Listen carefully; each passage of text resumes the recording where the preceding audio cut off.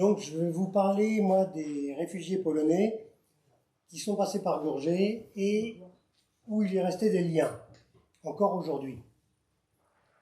Donc avant-guerre, il y avait déjà à Gourget une présence polonaise. Il y avait déjà une immigration polonaise qui était issue essentiellement de la première vague d'immigration polonaise dans le nord de la France, dans les années 20, et qui était aussi descendue jusqu'à Gourget, avec notamment des familles polonaises qui viennent travailler comme ouvriers agricoles, les femmes étant au choix servantes, bonnes ou domestiques, vous mettez le terme que vous voulez, puisque c'est les trois qu'on utilisait dans les fermes.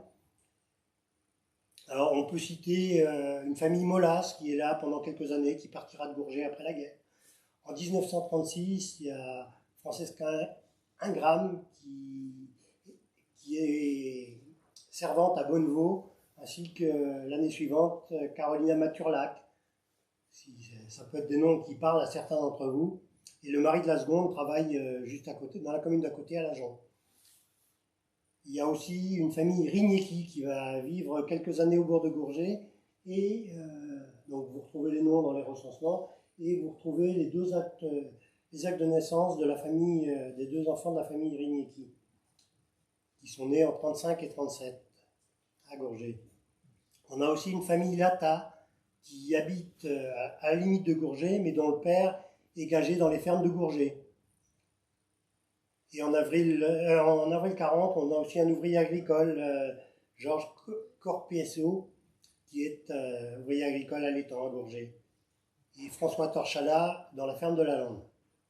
Mais ça, c'est que les prémices. Ce qui va vraiment déclencher l'arrivée des Polonais à Gourget, c'est le camp de Véluché. Donc, après l'invasion de la Pologne, le 1er septembre 1939 et sa défaite le 6 octobre, un accord franco-polonais prévoit de reconstituer une armée polonaise en France. Le 25 septembre 1939, tous les citoyens polonais installés en France viennent se faire recenser au bureau le plus proche de leur domicile.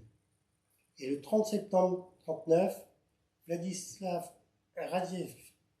Radziewicz est désigné comme nouveau président de la République polonaise. Celui-ci choisit comme Premier ministre le général Władysław Sikorski, qui devient également le chef des armées, le 7 novembre, et qui va mettre sur pied l'armée polonaise en France. Le gouvernement en exil polonais s'établit d'abord à Paris, puis il va venir à côté d'Angers. Le 20 décembre 1939, il va venir au château de Pignerol, à Saint-Barthélemy d'Anjou. Et jusqu'à l'arrivée des Allemands, le gouvernement polonais en exil sera à Saint-Barthélemy d'Anjou. Donc pour reconstituer cette armée polonaise en France, l'état-major met en œuvre la constitution de 4 divisions d'infanterie polonaise et de 4 brigades spécialisées, dont une d'aviation.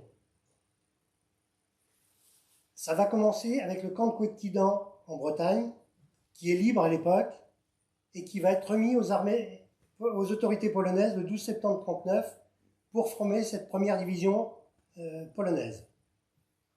Le recrutement pour Couëtquidan, comme plus tard pour Véluché, s'effectue à partir des Polonais résidant en France et des combattants de l'armée polonaise qui ont pu se réfugier avant la défaite dans les pays neutres. Donc ils sont à peu près 80 000 hommes à être dispersés en Hongrie, en Roumanie, dans les pays baltes. Et en France, il y a environ 500 000 Polonais qui ont gardé leur nationalité. Donc c'est parmi ces 500 000 Polonais, il y en a environ 130 000 qui sont mobilisables et 50 000 qui vont l'être réellement après le conseil de révision du 24 octobre. La première visite des officiers d'état-major polonais a lieu le 31 octobre 1939, où ils viennent pour envisager l'installation d'une école d'instruction pour officiers dans le collège de Parthenay. Le 16 novembre 1939, l'état-major français décide d'implanter dans les bois de Véluché, près d'Hervaux, un camp de base pour la 2e et la 4e armée polonaise. 4e division d'infanterie polonaise. Soit 32 000 combattants, avec comme appellation officielle le camp de circonstance de Saint-Loup-sur-Thouet. Donc il ne faut pas chercher trop à comprendre le nom. Nous, aujourd'hui, on parle de camp de Véluché. À l'époque, il s'est appelé d'abord camp de circonstance de Saint-Loup-sur-Thouet, alors qu'il n'est pas sur Saint-Loup. Il est implanté sur la commune des Jumeaux, à la lisière d'Hervaux, sur des terrains boisés isolés qui sont réquisitionnés à l'époque. Je pense que la réquisition de ces terrains, elle se fait parce qu'effectivement, c'est des terrains qui sont boisés, qui sont peu utilisés, mais tout est à faire par contre. C'est la contrepartie. Donc, ce camp, l'objet du camp, c'est pour permettre l'incorporation des recrues et la formation des unités combattantes des 2e et 4e divisions polonaises. Il va servir également à l'accueil et à l'intégration des combattants, des combattants et réfugiés polonais en provenance de Hongrie, de Roumanie et des pays baltes. Dès que les unités sont formées, ensuite, elles vont être réparties dans les fermes des localités voisines pour y subir l'instruction et l'entraînement militaire nécessaires et laisser la place aux nouveaux arrivants. Le 2 décembre 1939, 200 officiers polonais, conduits par le général Alosinski, arrivent à Parthenay.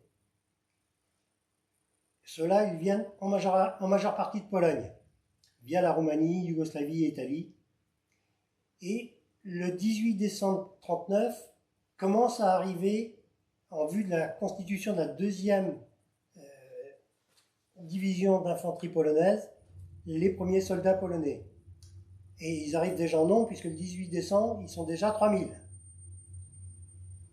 On construit, on aménage le camp de Véluché, mais les travaux sont juste démarrés quand ils arrivent. Et le camp va être un énorme camp, puisque ce camp, il va s'étendre sur 3 km de long, et il va compter 500 baraquements qui font 20 mètres par 7, qui vont servir pour héberger les troupes polonaises, pour de bureaux, de salles de formation, d'hôpital, d'intendance, de boulangerie, de cuisine, de salles de restauration, d'entrepôts d'armes, de garages et d'écuries, puisqu'il y a aussi des chevaux en nombre important. La livraison du camp, elle est prévue pour le 1er mars 40.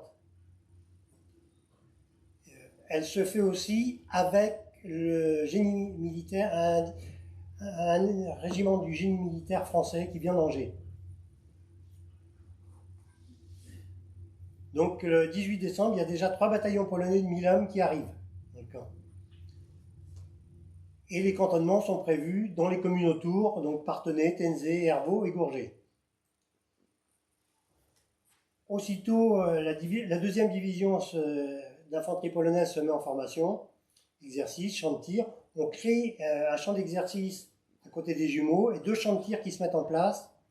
Un en Travail-Toircé, Iré et Saint-Jean-de-Marne, avec 4 blocos d'observation. Il en reste encore. Si vous passez en allant vers Waron, vous pouvez voir les blocos d'observation du champ de tir de Véluché. Un autre champ de tir entre Borck, les Jumeaux et Maisoncelles. Et on aménage également une voirie pour le camp, pour se déplacer à l'intérieur du camp, pour livrer à l'intérieur. On viabilise aussi tout le camp. On construit un château d'eau, le château d'eau de Petit-Fy. On procède à l'électrification aussi, parce que tout ce secteur-là du bois de Véluché n'était pas électrifié. On commence aussi les travaux de la source de Sonneuil pour alimenter en eau le camp. Les travaux sont commencés le 5 mars. On amène aussi le téléphone jusqu'au camp. Le 8 avril, le camp possède le téléphone. On crée également une voie ferrée, une voie étroite de 0,50 qui part de la gare d'Hervaux-Gare, puisqu'à Hervaux, il y avait 2 gares, Hervaux-Gare et Hervauville. C'est celle d'Hervaux-Gare pour justement approvisionner les matériaux au camp. Et le camp se construit donc sous la conduite du génie, avec en plus des ouvriers espagnols, puisqu'on avait des réfugiés espagnols qui étaient arrivés dans la région et ces brigades espagnoles vont participer à la construction du camp. Le 27 février 40, c'est le général Sikorski lui-même, chef du gouvernement polonais en exil, qui vient inspecter les troupes. Et il va inaugurer les foyers du soldat polonais qui ont été créés à Parthenay et à Tenzé ce jour-là, mais il y en a aussi d'autres à Hervaux, à Bressuire et à Gourget. Et on peut considérer que début mai, la construction du camp est terminée. Et les différentes unités qui sont arrivées, puisque là, au mois de mai, début mai, on est à peu près à 16 000 Polonais qui sont arrivés dans la région. Donc ils sont logés dans toutes les communes autour. Ça va, pour situer, si vous connaissez un petit peu, d'Iré, Saint-Jean-de-Marne, jusqu'au talus de l'autre côté de Parthenay. Et ça s'étend, ça passe par toutes les communes qui sont entre les deux, La Ferrière, Tenzé, Hervaux, et il y en a aussi à Bressuire. Donc là, vous avez quelques photos d'une prise d'armes, d'un soldat. La photo qui est au milieu, c'est la seule que je connaisse où on voit un baraquement du camp. Il y a très peu de photos avec des baraquements du camp, et là, le soldat est avec un baraquement, devant un baraquement du camp. Donc, les Polonais arrivés dans la région, ils viennent aussi à Gourget, puisque dès le 18 décembre, le 6e régiment d'infanterie polonaise, qui est dirigé par le lieutenant-colonel Stanislas Bien, s'installe à Gourget. Et on est dans une phase particulière, puisque les troupes qui arrivent ici sont en nombre extrêmement important, et donc ils bénéficient de l'accompagnement de l'armée française. Et Gourget, qui est une toute petite commune, qui n'a bien sûr pas de militaires stationnés sur place, est considérée à cette époque-là comme une place d'armes et bénéficie d'un commandant d'armes de la place d'armes. 3 compagnies polonaises, donc comprenant chacune entre 150 et 200 hommes, sont cantonnées à Gourget, à Souvigny, au Puy-à-Gué, au Bourg et à la Chanière, de décembre 39 à juin 40. Plus une escouade de 16 hommes qui est cantonnée dans un autre village de la Gandonnière. Ce qui fait à peu près 600 militaires polonais hébergés à Gourget. Donc à rapprocher d'une population qui à l'époque est d'environ 1250 habitants.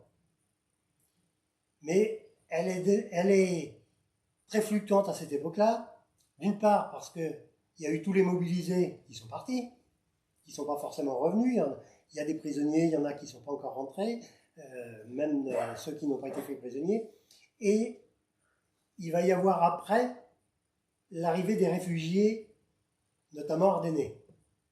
Donc la population, elle va monter progressivement et très très vite. Donc, comme dans toutes les communes, le maire doit trouver des cantonnements dans les maisons inoccupées, les granges, les greniers. Il doit loger toute cette armée polonaise. Les officiers sont logés chez l'habitant. Le 27 mars 40, on a aussi un groupe d'officiers supplémentaires qui va arriver au château de la Roche-aux-Enfants et qui va y rester 2 mois. Et c'est au sein de ce 6e RIP qu'on a des soldats qui arrivent comme Bogunin Dziorska, je vous en reparlerai tout à l'heure. Il est affecté dans ce 6e RIP pour y faire son apprentissage militaire. Il vient des Ardennes. Il est affecté dans la compagnie qui stationne à Sauvigny, dans la grande maison qui a été réquisitionnée. Et sa compagnie est commandée par le capitaine Smunti, qui loge dans le bourg de Gourget avec le capitaine Kepinski. Ils sont tous les deux dans cette compagnie, qui se trouve à 2 km du bourg, mais eux, officiers, sont logés dans le bourg. Et on a un état qui a été fait au mois d'avril 40, qui est signé du colonel Bien, qui recense les cartes d'alimentation des officiers et sous-officiers du 6e RIP.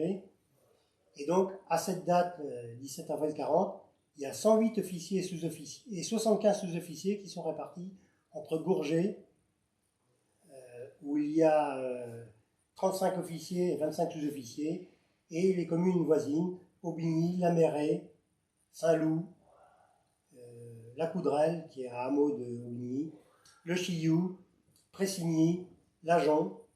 Donc c'est même le 6e régiment d'infanterie, il est dispersé un peu partout.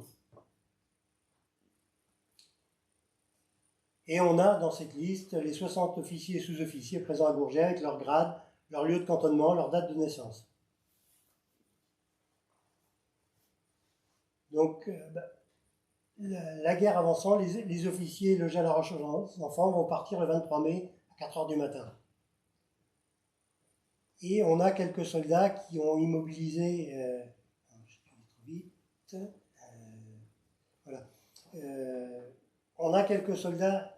La photo qui se trouve à gauche, les Polonais à la Chanière, c'est une des rares photos qu'on a de ce groupe du 6e RIP, où celui qui a la veste ouverte a même mis son nom derrière la photo, qui a été laissé à un habitant de la Chanière à l'époque.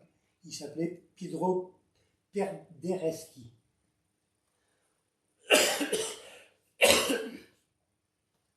Donc, à la Chanière, qui est un hameau de Gourget, les soldats sont logés dans 3 ou 4 maisons, ainsi que dans les granges et les greniers.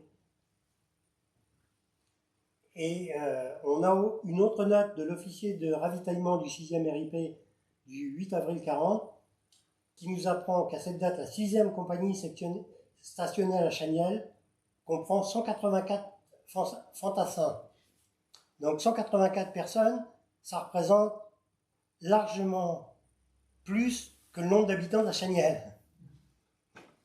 Donc on loge aussi l'armée dans les conditions qui ne sont pas celles d'aujourd'hui. Les soldats, ils dorment dans les granges, dans les greniers, sur de la paille. Donc ce qui explique qu'on peut en mettre 184 dans un petit village. À Sauvigny, c'est pareil, on a réquisitionné une très grande maison où ils sont logés à l'intérieur de la maison et dans les pièces qui étaient réservées aux ouvriers de la ferme, sachant qu'eux, ils ont été mobilisés. Au bourg, c'est essentiellement des officiers, alors que l'infirmerie donc va occuper la salle des fêtes de Gourget, obligeant la cantine scolaire qui s'y trouvait à déménager. Et il y a aussi une escouade qui est dans un village qui est logé dans 2 maisons à la Gordonnière. On a aussi 2 officiers polonais qui sont logés au pont de Gourget, dont Stanislas Radzivon, ancien sous-préfet de Vilno, aujourd'hui Vilnius en Estonie. Et je reviendrai sur lui aussi. Et alors, les éléments dont on a connaissance aussi, c'est que le 3 mai 40, qui est le jour de la fête nationale polonaise, il y a eu un certain nombre de choses qui se sont passées à Gourget, un service solennel pour les troupes polonaises qui ensuite vont défiler. Et l'après-midi, il y a eu un match de volley entre 2 équipes polonaises et ensuite un concert de la musique polonaise.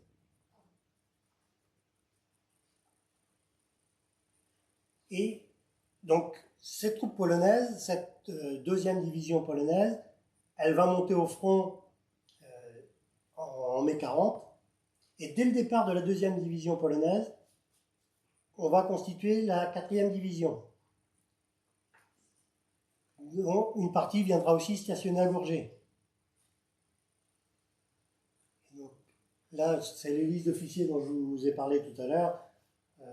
Il y en a certaines dont je vous ai déjà parlé et je vais vous parler d'autres ensuite. Donc là aussi, des officiers polonais reviennent au château de la Roche aux Enfants. Et donc le 31 mai 40, on a une liste qui fait état de 101 officiers du 12e régiment d'infanterie polonaise qui stationnent à Gourget, qui sont commandés cette fois-ci par le lieutenant-colonel Antoni Sikorski. Le 10 juin 40, il y a une liste de 45 nouveaux officiers affectés au 11e régiment à Gourget, qui est dressée par le sous-lieutenant Joukowski. Ce qui veut dire qu'avec 101 officiers plus 45 nouveaux, ça veut dire qu'on prévoit des effectifs importants qui vont encore arriver. Ça suppose une arrivée importante d'hommes pour compléter ces 2 régiments. Mais malheureusement, l'avance allemande ne laissera pas le temps d'arriver à ces hommes. Et les unités polonaises vont se dissoudre le 19 juin et la quasi-totalité des hommes vont quitter la région pour embarquer vers l'Angleterre. À Gourget, le départ précipité de tous les Polonais a lieu le lundi 17 juin et les troupes allemandes entrent dans Gourget le dimanche suivant. Donc il était vraiment temps de partir. Et donc on les envoie rejoindre les ports de l'Atlantique pour passer en Angleterre. Donc ces officiers, enfin ces militaires polonais, donc ceux qui sont partis au front vont combattre du côté de Montbéliard, vont pour certains être faits prisonniers. Pour beaucoup, on va leur demander, alors qu'ils sont encerclés, de passer la frontière suisse pour ne pas tomber aux mains des Allemands. Donc, mais ils seront aussi prisonniers en Suisse, mais pas aux mains des Allemands. Et ensuite, plusieurs des officiers polonais cantonnés à Gourget font venir aussi leurs familles pendant qu'ils sont là encore. On a par exemple Madame Smutny qui vient avec ses 3 enfants, 4 enfants, 3 filles et un garçon, qui vont rester à Gourget après le départ de l'armée polonaise, ainsi que Madame Hoffmann, Madame Kazmierska. On a des familles qui vont rester un certain temps et qui se distinguent des autres familles polonaises parce que c'est des familles nettement plus aisées, avec une grande culture et qui appartiennent plutôt à la haute société polonaise. Donc ils vont un peu détonner, y compris par rapport aux autres familles polonaises qui viennent à Gourget. Et et ensuite, ces 3 familles vont quitter Gourget au printemps 41 pour rejoindre l'Isère en zone libre et proche de la Suisse, où leurs maris sont prisonniers.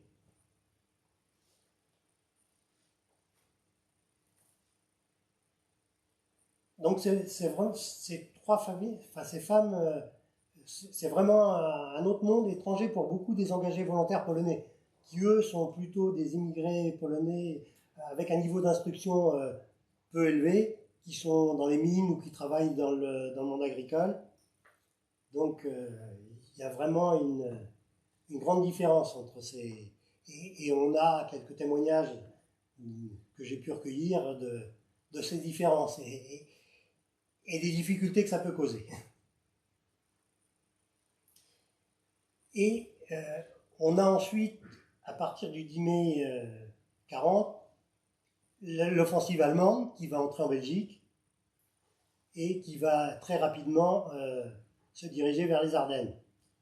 Donc, ce qui fait que le département des Ardennes est évacué et que les familles polonaises nombreuses dans les Ardennes vont prendre pour certaines le chemin de Gourget.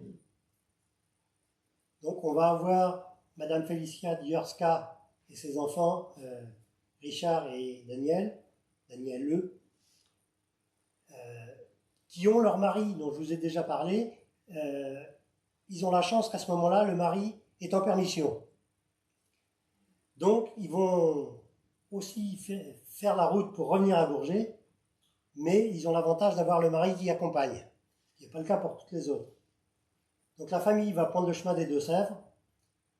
Ils vont quitter la gare d'Aulnoy sous les bombes allemandes le 17 mai.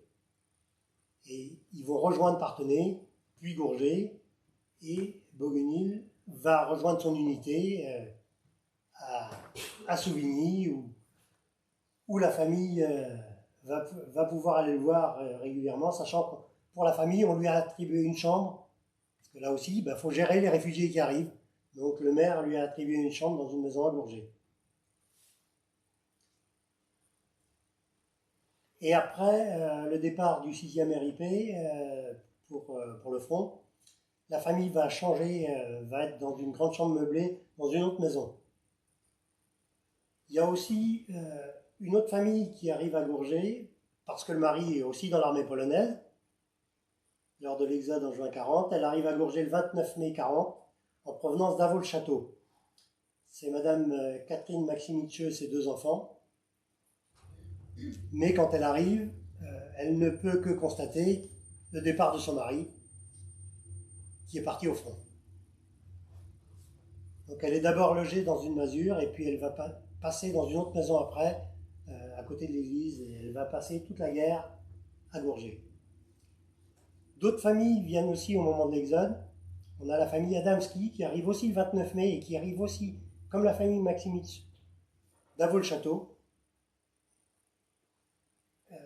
Donc là, ils arrivent, le mari, enfin la femme et son fils, ils sont hébergés dans un village au Pressou, et la famille va s'agrandir le 22 octobre puisqu'elle est arrivée enceinte, et elle donne naissance à une fille à la maternité de Secondigny. Alors, la maternité de Secondigny, c'est une maternité qui a été créée au début de la guerre pour accueillir les naissances des réfugiés qui arrivent dans le département. Donc elle va fonctionner pendant moins d'une année, et je crois que c'est 42 enfants qui vont naître à la maternité de Secondigny entre juin 40 et début d'année 41. Et cette petite fille qui naît à Secondigny, elle va avoir comme marraine une voisine, Christiane Dupont, ce qui fait qu'elle s'appelle Christiane. La marraine lui donne son prénom. Et le parrain, c'est un jeune réfugié des Ardennes de 14 ans. Donc la vie continue avec les circonstances qu'on a autour de soi.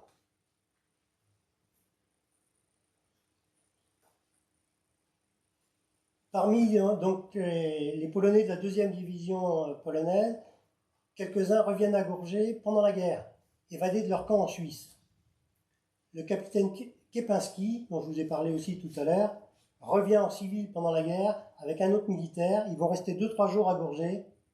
On va leur fournir des habits, des outils de jardinier pour qu'ils puissent se déplacer ensuite pour aller tenter de gagner l'Angleterre en passant par l'Espagne. Je vous ai parlé aussi de Bogunil Dziorska, dont la femme vient d'arriver à Gourget. Lui, il est interné en Suisse, dans le camp de Grindelwald, enfin dans plusieurs camps, Grindelwald, Interlaken et Buren. Mais il va s'évader assez tôt. Il va être arrêté par la police suisse à Lausanne. Il va retourner au camp, mais il va faire une deuxième tentative qui sera la bonne, et il va rejoindre Gourget au printemps 41.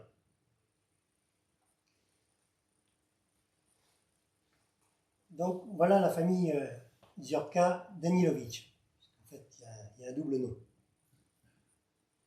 Donc il va rejoindre Gourget au printemps 41, mais Gourget est aussi occupé. On a des troupes allemandes à Gourget pendant quasiment toute la guerre. Sur 48 mois de présence allemande en Deux-Sèvres, il y a 32 mois de présence allemande à Gourget. Donc ça ne rassure pas forcément la famille d'avoir l'occupant et pour un prisonnier évadé. Donc Madame Dziorka va en informer la mairie, et la mairie va faire le nécessaire pour lui faire les papiers d'un prisonnier en congé de captivité, qui est un statut complètement différent, et ce qui va aussi lui permettre d'avoir une carte d'alimentation. Mais par précaution, la famille va quand même déménager dans un hameau de Gourget à la Chaussée, et va y rester jusqu'en novembre 42, avant de repartir dans le Nord. Donc ils vont travailler à la ferme, ils vont donner un coup de main à la ferme pendant cette période-là.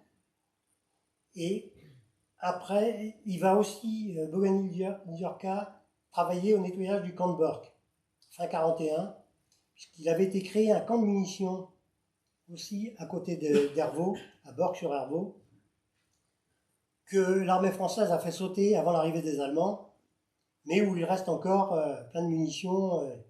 Et d'ailleurs, lorsqu'il travaille au camp, il est blessé lors de l'explosion qui intervient le 10 décembre 41. qui va faire 3 morts, et lui fait partie des blessés. Ensuite, la famille va retourner dans le nord, il va s'engager dans la résistance et participer au sabotage des voies ferrées. Et ensuite, ils vont repartir en Pologne. Mais les liens entre la Pologne et notre région vont trouver une nouvelle expression en 1981. Donc, vous voyez, il se passe du temps entre les deux. Richard Dziurka Danilowicz, dont la famille est repartie en Pologne le 30 septembre 1947, se souvient de son passage dans les Deux-Sèvres et envoie un courrier à la mairie de Parthenay. Et ce courrier va être à l'origine d'un formidable élan de solidarité. Parce qu'en fait, après son retour en Pologne, il est devenu ingénieur informaticien, il s'est engagé dans le syndicalisme au sein de Solidarność, et dont il est devenu un des responsables dans la région de Katowice. Avec ce courrier de novembre 81, il lance un appel au secours aux Parthénaisiens, sollicitant une aide alimentaire compte tenu de la situation extrêmement difficile des travailleurs de Katowice, en rappelant le passé de sa famille à Gourget. Cette lettre va déclencher en peu de temps la création d'un comité de soutien à la Pologne qui récolte début janvier 82 750 kg de vivres, 11 000 francs, qui seront acheminés en Pologne. L'engagement de Richard Danilowicz l'a déjà conduit pendant 5 longues années dans les prisons du régime communiste. Mais en novembre 82, les choses vont se précipiter, vont se compliquer pour lui. Il est déjà limogé et sans travail, et il subit les persécutions du régime. Il est considéré par celui-ci comme irrécupérable, et la politique du régime à ce moment-là est de se débarrasser de cette population. Et c'est ainsi qu'il obtient un passeport de non-retour et un visa d'établissement définitif en France. Ce qui veut dire qu'il doit quitter la Pologne sans même pouvoir emmener ses économies. Il part, il emmène 71 francs et 2 valises. Et il n'a pas le droit de revenir en Pologne. C'est un visa de non-retour. Donc il va venir s'installer à Gourget à partir de décembre 82. Il va y trouver du travail. Il va revenir à Gourget où il va retrouver ses anciens camarades d'école et ses anciens camarades de jeu. Il va se marier à Parthenay en 1983 avec une compatriote polonaise qui a mille difficultés à faire sortir de Pologne pour venir l'épouser. Malheureusement, elle va décéder en 2003. En 2007, c'est sa sœur, donc qui est la petite fille que vous voyez sur les photos, qui va aussi décider de quitter la Pologne pour venir le rejoindre. Mais en 2009, c'est lui qui décède. Et malgré tout, sa sœur a fait le choix de rester à Parthenay, où elle réside toujours. Donc vous voyez comment, là, au travers d'une famille, et on le verra avec d'autres, des liens, un séjour très court, puisque le père a fait 7 mois à Gourget dans l'armée polonaise.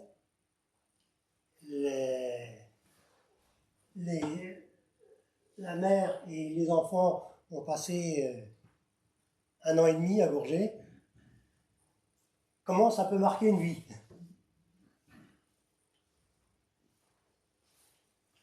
Le deuxième dont je vais vous parler, c'est Stanislas Radziwiłł. Lui, c'est un jeune officier de 32 ans quand il rejoint l'armée polonaise à Wiluché. Lieutenant, après 3 ans de formation militaire et une période de réserviste, il a quitté l'armée pour reprendre des études et devenir avocat, avant d'entrer au service de l'administration provinciale de Vilno. Donc, ce que je vous ai dit, devenu Vilnius, capitale de la Lituanie. Après avoir occupé différentes fonctions, il est promu gouverneur adjoint du comté de Wileńsko-Troki. Après le déclenchement de la guerre, il quitte la Pologne en passant par la Lituanie, la Lettonie, l'Estonie et la Suède. Et en novembre 1939, il arrive en France et le 18 décembre 1939, s'inscrit comme soldat dans l'armée polonaise en France. Il arrive à Gourget comme lieutenant du 6e régiment d'infanterie polonaise, dont il est l'officier de renseignement. Il loge au pont de Gourget et tisse des liens d'amitié à Gourget, en particulier avec la famille Moreau, à la Gandonnière, où une escouade de sa compagnie est stationnée.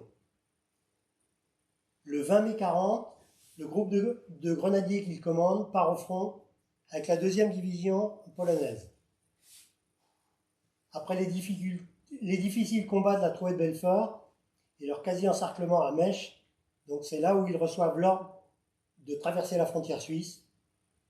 Mais une fois en Suisse, ils sont envoyés dans un camp d'internement.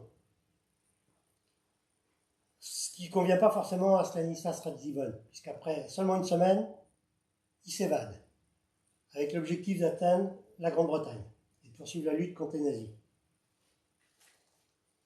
Il va arriver après bien des difficultés à Paris, où il va être caché d'abord dans un couvent. Il va obtenir des faux papiers d'identité et une bicyclette et reprendre son périple pour l'Angleterre, et son périple va le mener à Gourget. Il revient à Gourget en vélo. Il va y rester quelques jours à la Gandonnière, donc hébergé et caché par la famille avec qui il avait des liens. Il va reprendre la route jusqu'aux Pyrénées. Là, un contrebandier va le conduire dans les montagnes jusqu'à la banlieue de San Sébastien d'Espagne, mais il est arrêté par la Guardia Civile, emprisonné, et après il le renvoie par le train en France. Il va s'échapper du train, mais il est arrêté par les Gestapo. Condamné à mort, il échappe miraculeusement à la mort, et obstinément, il se dirige de nouveau vers l'Espagne, puis vers le Portugal, où en juillet 1941, il reçoit un passeport polonais, et le 5 août 1941, il reçoit un visa britannique. Et le document mentionne, je vous cite ce qui figure dessus, « Autorisé à rejoindre le Royaume-Uni, à condition que le titulaire se rende immédiatement au siège de l'armée polonaise au Royaume-Uni et qu'il se soumette aux conditions que le secrétaire d'État peut à tout moment imposer. » Mais on l'attend quand même si on y met des conditions, puisque dans une opération militaire britannique secrète, lui et d'autres volontaires vont être transportés à Gibraltar. Il va attendre 6 semaines à Gibraltar, et il arrive enfin en Grande-Bretagne le 17 octobre 1941. Le lendemain, il est officiellement classé dans l'armée. Après une longue formation en Angleterre, il est envoyé en Écosse, où en 1943, il rejoint le 2e bataillon d'infanterie, communément appelé les Lions Tartans. Donc il va rejoindre ce bataillon, et pendant les années 1942-1943, il va effectuer plusieurs missions à Lisbonne et en Égypte, et il terminera ensuite sa carrière dans l'armée polonaise en Grande-Bretagne le 23 octobre 1946. Et il va être ensuite transféré au camp de réinstallation polonais qui sert à regrouper les Polonais et à les reconvertir à la vie civile. Et il sera officiellement démobilisé le 31 janvier 1948. Pour son activité militaire, il reçoit la Croix d'argent du mérite polonais et la médaille de la défense britannique pour la guerre 39-45. Il termine sa période militaire au rang de capitaine. Ensuite, il fait partie des membres fondateurs de l'association qui réunit les anciens soldats des Lions Tartans. Et il va devenir président de cette association de 1952 jusqu'en 1965. Et jusqu'à la fin de sa vie, le 10 juillet 1973, il va rester en contact avec la famille Moreau. Il va continuer à entretenir des relations épistolaires et il a rencontré au moins 2 fois la famille Moreau à Paris. Puisque le fils Moreau habitait en région parisienne, Luc Moreau.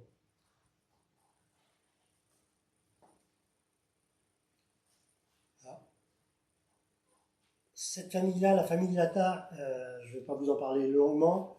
Donc, je vous en ai parlé tout à l'heure, elle habitait juste à la limite de Gourget et de Saint-Loup, et le père travaillait à Gourget.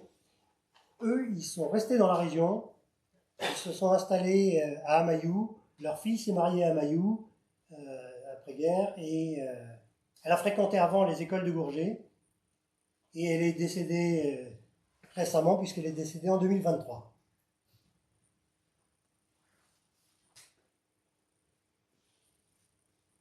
La dernière famille dont je vais vous parler, c'est la famille Maximitscheux. Donc Pierre Maximitscheux s'évade également de son camp en Suisse, mais il est repris par la police allemande. Et il va être ensuite interné dans un stalag, au stalag 5A, au nord de Stuttgart, où il va travailler dans des fermes à proximité de Mulhausen, à 80 km du stalag. Il va de nouveau s'évader, mais beaucoup plus tard, il va s'évader début 45, et il rejoindra Gourget au printemps 45. Il y reste quelques mois, travaillant en particulier dans les chemins de fer à Gourget, avant que toute la famille ne rejoigne la ferme qu'ils avaient quittée en 1940 à Avaux-le-Château. Donc là, vous avez plusieurs photos. Les deux enfants sur la photo de gauche, avec la cabane ou la masure où ils ont été d'abord hébergés. C'était pas le grand confort, je peux vous dire. Ensuite, vous les avez devant le mur, le fils assis sur le mur. À droite, c'est une photo qui a été faite spécialement pour envoyer à leur père qui était prisonnier en Suisse. La robe de la petite fille a été faite spécialement par une couturière de Gourget pour la photo. Et vous les avez tous les deux sur la photo d'école. Je vous ai mis une petite flèche bleue. Vous avez Hélène en bas et Michel en haut.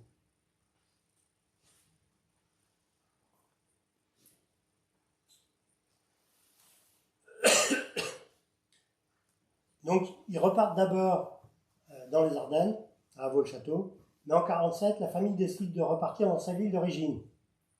Sauf qu'ils étaient du sud de la Pologne, ils étaient d'Ivano-Frankivsk, et cette partie de la Pologne est devenue ukrainienne après la guerre. Donc, ils repartent, mais ils repartent en Ukraine. Donc, le père travaille comme menuisier, les deux enfants, Michel et Hélène, poursuivent leur scolarité, puis vont à l'université et deviennent enseignants et enseignent le français dans les écoles secondaires, puis dans les écoles supérieures à Ivano-Frankivsk. Mais le souvenir de cette période à Gourget va rester vivant dans la famille, puisqu'Hélène éprouve le besoin de reprendre contact avec notre commune en 2009. Donc, j'étais maire de Gourget à l'époque et on reçoit un mail à la mairie d'une dame qui nous explique qu'elle a passé toute la guerre à Gourget et qu'elle voudrait qu'on lui envoie des photos de la commune. Et elle nous donne des lieux, hein. Elle nous situe même dans son mail la maison où elle habitait. Donc on se charge de lui faire plein de photos de Gourget, dont celle de la maison où elle a logé. Avec ce qu'elle nous avait donné comme indication, on avait localisé la maison. Et la première réponse au mail, c'est de nous dire « Oui, c'est bien la maison, mais vous ne m'avez pas donné le bon côté. » Parce qu'en fait, c'était une très grande maison tout en longueur, où il y avait 3 familles qui étaient hébergées. Donc, elle nous explique qu'elle veut la photo de l'autre côté, où se trouvait l'entrée où ils habitaient, où il y avait un petit escalier, qui existait toujours à l'époque, il n'existe plus aujourd'hui. Mais, donc, on lui a réenvoyé la photo. C'était étonnant les souvenirs qu'elle avait encore, les souvenirs visuels, alors qu'il s'était passé quand même plus de 60 ans. Mais comme quoi, c'est aussi très marquant des périodes comme celle de l'Exode quand on est enfant. Et elle se souvenait aussi de beaucoup de noms de gens qui habitaient à côté de chez elle, d'enfants qui étaient avec elle à l'école.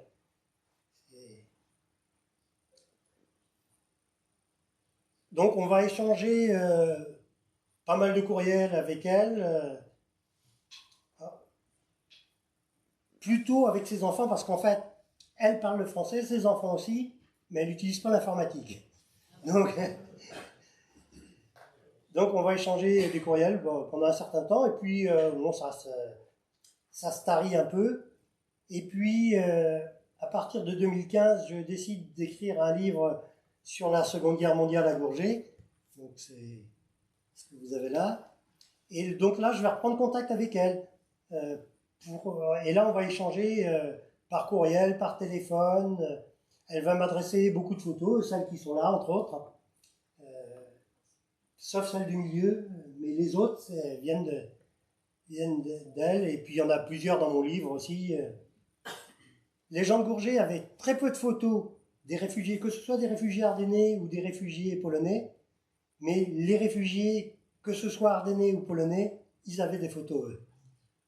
D'une part parce qu'ils devaient avoir des appareils photos, et puis parce qu'ils avaient le besoin de... Pour eux, c'était une aventure aussi différente, alors que pour les gens de Gourget, ils étaient chez eux, ils n'avaient rien de plus à découvrir. Et donc, elle va me fournir des photos, me raconter son histoire à Gourget, qui me permet de vous la raconter aujourd'hui en partie. Ensuite, à la sortie du livre, je lui envoie un exemplaire du livre dédicacé et on continue à garder le contact. Et fin janvier 2020, je reçois un courriel. Alors, j'ai une autre photo avant de vous montrer. Donc là, c'est des photos quelques années plus tard. Donc les deux enfants, vous les avez avec les deux parents en 54. Et Hélène, donc la fille, en 2010. Hélène Boechko maintenant. En janvier 2020, je reçois un courriel de sa belle-fille qui m'annonce qu'elle a rencontré un metteur en scène français, Jules Audry, qui travaille comme directeur artistique au théâtre d'Ivano-Frankivsk. Et alors, j'ai su après comment la rencontre s'était faite. Elle est journaliste, sa belle-fille. Donc, elle souhaitait faire une interview de Jules Audry et elle lui donne rendez-vous chez elle. Et elle habite avec sa belle-mère. Donc, il sonne. Il est tout surpris qu'on lui ouvre la porte et qu'on lui dise bonjour et qu'on lui parle en français. C'était Madame Hélène, puisque c'est comme ça qu'on l'appelait quand elle était enseignante. Et il commence à discuter avant de faire l'interview. Et elle lui raconte un peu sa vie et elle lui montre mon bouquin qu'elle lui prête. Et les choses vont s'enchaîner, puisque dans ce mail, elle m'annonce que, donc ils ont rencontré Jules Audry, que Madame Hélène lui a raconté son histoire et qu'il souhaite monter une pièce sur sa vie et sur l'Exode. Et en plus, elle m'annonce aussi qu'il revient à Paris dans quelques jours et qu'il souhaite venir à Gourget pour voir les lieux où elle a vécu et puis s'imprégner des choses. Donc j'ai quelques contacts avec Jules Audry et il vient à Gourget le 7 février pour une journée. C'est encore d'autres photos de Madame Hélène. Et ça, c'est des articles de journaux qui ont eu lieu, qui sont parus quand Jules Audry est venu à Gourget. Donc j'ai passé la journée avec lui pour lui montrer les lieux où ils ont habité, pour lui montrer le camp de Béluché, pour lui montrer et lui expliquer tout ce que je pouvais lui expliquer sur la vie des Polonais à Gourget. Et donc il repart quelques jours après en Pologne, et puis la préparation, les répétitions du spectacle avancent, et à son retour en Ukraine. Et la première est prévue le 18 mars, sauf que la Covid est présente également en Ukraine, et le théâtre ferme le 16 mars, avec le confinement. La pièce sera finalement jouée fin septembre, avec la présence d'Hélène Boechko, qui est ensuite montée sur scène. Donc voilà, vous avez les acteurs, le metteur en scène et Madame Hélène. Donc après, avec la guerre en Ukraine, nos relations ont pris une autre dimension avec de l'aide qu'on a envoyée, notamment au début de la guerre. Et aujourd'hui, je continue à leur envoyer régulièrement des livres en français, parce qu'une partie de la famille lit français. Par contre, depuis un an, c'est de plus en plus difficile de communiquer au téléphone avec Madame Hélène. Elle a des problèmes d'audition qui deviennent défaillantes. Donc les échanges se font maintenant avec essentiellement sa fille, avec qui je communique par courriel. Donc voilà la famille, une partie de la famille, une autre partie. Il y a 3 enfants, Oksana, André et Julie, et Jeanne. Voilà. Et aujourd'hui, je crois que c'est les derniers liens qui restent avec les réfugiés polonais qui sont passés à Gorgé. Mais il en reste quand même au moins un. Merci de votre attention.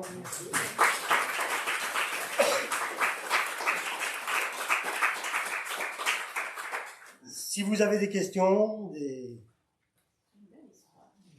c'est plusieurs belles histoires, parce qu'en fait, c'est plusieurs familles. Ils sont restés combien de temps?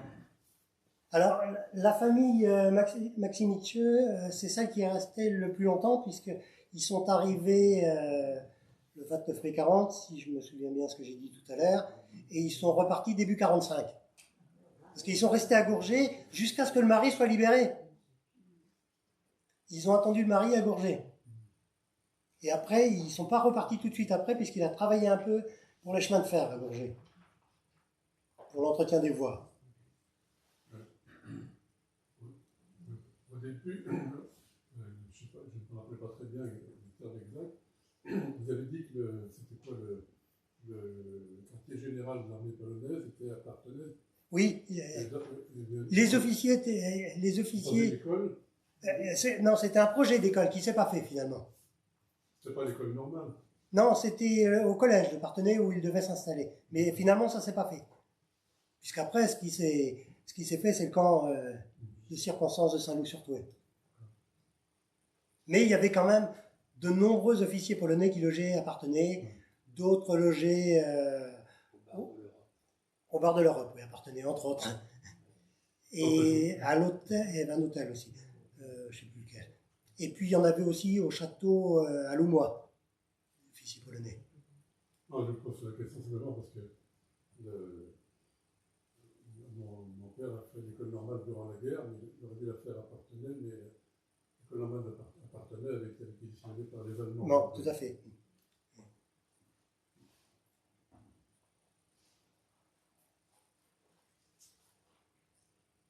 Il y a je suis sûr que parmi tous les Polonais, enfin, soldats polonais qui étaient là, s'étaient envoyés au front. Alors, il y a eu beaucoup de morts. Donc. Non, toute la deuxième armée est partie au front. Il y a eu assez peu de morts dans cette deuxième armée polonaise, puisqu'effectivement, quand ils étaient quasiment encerclés, à Mèche, on leur a dit « passe en Suisse ». Donc, ça leur a évité les derniers combats. Donc, je crois qu'ils ont eu beaucoup de morts. Non, pas énormément. La deuxième division a eu beaucoup de morts. Mais pas... Plusieurs milliers de morts. Je crois pas. Moi, je l'ai vu. Oui. Il y a eu une stèle à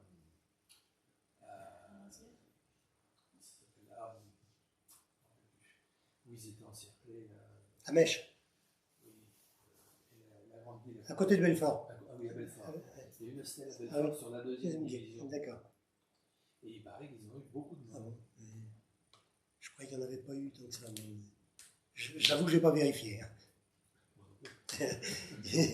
Par contre, la 4e division polonaise, même si elle n'est pas montée au front, il y a eu des morts.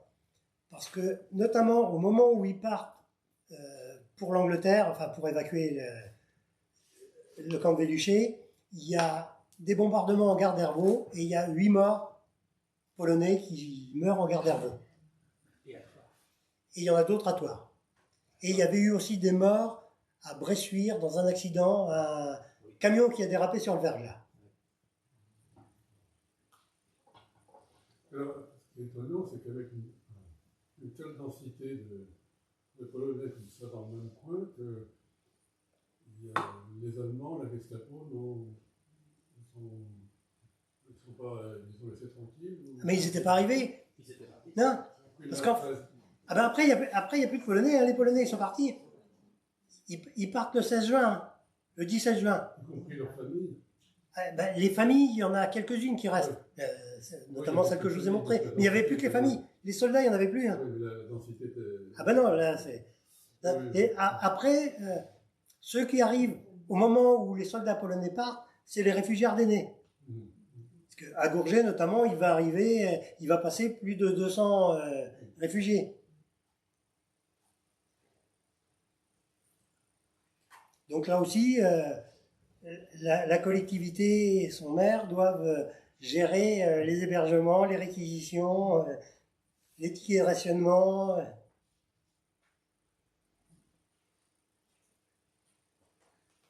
J'ai vu que tu avais la liste des officiers, sous-officiers. Alors j'ai quelques listes, oui. Ah oui, mais tu n'as pas la liste des soldats.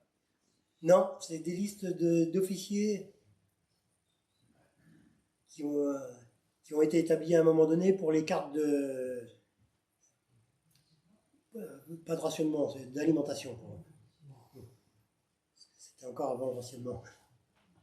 Certaines communes n'ont plus rien. Non plus rien. Certaines communes des traces de papier, de documents de l'époque. Ah, il y a assez peu de traces. Hein. Moi, j'ai trouvé quelques infos dans les archives de Gourget. Oui. Quelques infos plus sur les réfugiés en général, pas les réfugiés polonais, aux archives départementales, parce qu'il y a notamment les indemnités de réfugiés qu'ils reçoivent. Donc il y a des choses qui sont archivées ici. Et puis après, ce que j'ai pu trouver, c'est les archives de Gourget et puis dans les familles. Ils allaient dans les églises parce qu'ils étaient très catholiques. Ah oui, oui. Alors, à Gourget, les plus anciens, il n'y en a plus, mais pratiquement, mais se souviennent du Noël 1939, où il y avait une messe où l'église était pleine de Polonais. Mais c'est le seul Noël où vous avez là. Ben oui, c'est le seul Noël où ils étaient là, mais il a marqué certaines familles. Alors vous aussi. La messe de Noël, c'est des... Oui, oui. Et après, l'événement qui a marqué, c'est la fête nationale polonaise au mois de mai 40. Où là, ils ont marqué aussi la fête nationale. Et après, ils sont très vite partis. Hein. Parce que quand ils partent le 17 juin, les Allemands traversent la Loire. Hein. Donc, 4 jours après, ils sont là. Hein. Ils partent tous à pied. Non, ils partent en train, justement. Un grand nombre part en train, d'où le bombardement en gare d'Hervaux. Mais il y en a qui partent à pied, enfin, ils partent par tous les moyens. Hein. Oui, oui. Les officiers du génie, les troupes qui restaient du génie français partent en voiture et à pied, et ils vont rejoindre jusqu'en Dordogne. Oui, ils sont partis vers la Vienne. Ils partent dans la Vienne, ouais, vers Chalandré. Est-ce que dans les archives de la mairie de Bourget, les archives départementales, est-ce qu'il y a un recensement des Polonais qui étaient logés à Bourget? Est-ce qu'il y a un recensement dans les familles? Non. Non, il n'y a pas. Vous avez pas retrouvé ça. Non. Alors, moi, j'ai retrouvé des morceaux, j'ai quand même un certain nombre de choses avec les réquisitions de maisons. Oui. Puisqu'on sait que on réquisitionne, des fois, il y a le nom de la famille qui est à l'intérieur, mais pas toujours. Non. Et après, j'ai retrouvé beaucoup avec quand j'ai collecté les témoignages des réfugiés ardennais, eux, ils ont pu me dire qu'on était logé dans telle maison et tel autre, il était dans la maison à côté ou il était dans telle autre maison. C'est comme ça que j'ai pu situer, parce que quand j'ai fait mon livre, j'ai été voir tous les témoins que je pouvais trouver, que ce soit à Gourget ou des gens qui ont vécu à Gourget pendant la guerre, les réfugiés polonais ou ardennais. Et les réfugiés ardennais, ils étaient encore une vingtaine à être venus à Gourget pendant la guerre et à pouvoir raconter, ce qui fait qu'il y a beaucoup de choses sur les réfugiés ardennais, parce qu'ils m'ont raconté pas mal de choses et ils ont pu me donner beaucoup de choses. Pour les Polonais, je n'ai pu en retrouver que 2 familles, véritablement. Plus les témoignages de Luc Moreau pour le capitaine Radziwon. Pour répondre un peu à votre question, le capitaine qui commandait la construction du camp, il était originaire de la chapelle Saint-Laurent. Et lorsqu'on a fait le mémorial des Polonais à Beluché, son épouse vent, et lorsque ça a été terminé, elle nous a confié la valise de son mari. C'était le capitaine Brefeuille. Ce qui fait qu'on a récupéré pas mal de choses, les ordres de réquisition de toutes les parcelles des bois sur le secteur. Et aujourd'hui, c'est chez moi. Parce que moi, j'habite dans le milieu du camp. Non, C'est les seuls qui sont là. C'était vraiment un immense camp et des servitudes extérieures énormes parce qu'avec les champs de tir, tous les agriculteurs avaient leur terrain où ils ne pouvaient pas aller travailler la moitié du temps parce qu'il y avait des tirs ou des exercices. Donc c'était vraiment... Et on a les plaintes des agriculteurs, ça c'est aux archives départementales, on a les plaintes des agriculteurs dans certaines communes qui se plaignent de pouvoir cultiver leurs champs et qui ne sont pas indemnisés. Oui, il y en a eu, oui. On a les copies. Donc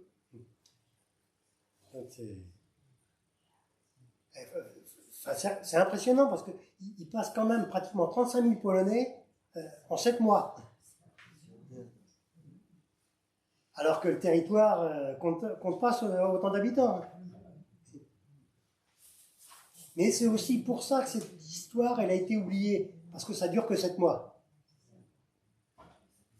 Et après, le camp a une autre vie. Quand les Allemands arrivent, le camp va devenir un camp d'internement pour les militaires français prisonniers, mais venant des colonies. Donc il va servir pendant à peu près le même temps, à peu près 7 mois, pour interner les prisonniers français de couleur. C'est comme ça qu'on peut le résumer, parce que ceux-là, il ne fallait pas qu'ils entrent en Allemagne pour contaminer les Ariens. Non mais c'est typiquement... c'est pour ça qu'on crée des fronts de stalag en France. Hein. Et ils n'étaient pas de la bonne couleur. Non. Et en plus, ils étaient malades. Oui, ils ont été dans des conditions d'internement affreuses.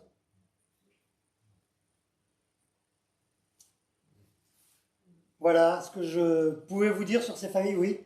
Moi j'ai une petite anecdote. À Noirtier, il y a une compagnie de Polonais donc, qui a été hébergée. Et à Noirtier, donc, il y a un étang qui servait de lieu de baignade. Et donc les Polonais donc, ont utilisé cet étang pour se baigner. Oui. Le problème, c'est que eux, ils se baignaient nus. Et mon grand-père, qui habitait juste à côté, qui était agriculteur, donc il a poussé une grosse gueule pour justement donc, qu'ils mettent un maillot de bain. Le problème, c'est qu'il n'y avait pas suffisamment de maillot de bain, donc en fait, ils se baignaient à tour Tour de rôle. Mais ils se baignaient nus aussi au pont de Gourget.